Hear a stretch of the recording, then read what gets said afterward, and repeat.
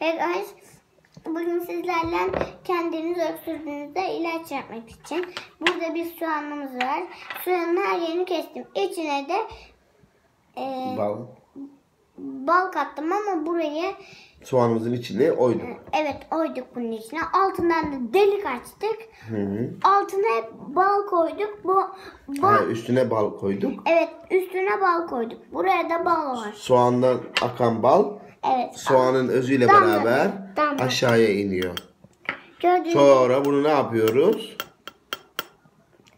İlk başta bunu karıştırıyoruz. İçine aksın diye. Tamam, ellemiyoruz. Hayır, yavaş yavaş akacak o. Hepsi birden akarsa özünü almaz soğanın. Sonra ilacımız olmaz. Burada da bir Hayır. Al bakayım bunu bir temizle, bu kaşığı bir. Ben bunu yiyeyim. Kaşı. Kötü. Tadı kötü mü? Tadı Tadı kötüyse öksürüğe iyi gelir demektir. Tadı kötüyse öksürüğünüze iyi gelebilir arkadaşlar. Evet. Karıştırıyoruz yavaşça. İçine yavaşça bastırıyoruz.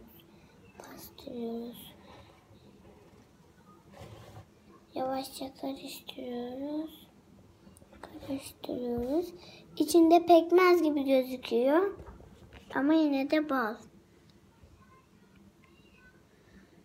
Bunu başka neyle yapabiliriz Mina? Bunu başka turpla, siyah turpla yapabiliriz. Evet, siyah turpla yapabilirsiniz. Mandalinanın içini soyup böyle içine delip suyuyla da yapabilirsiniz siz.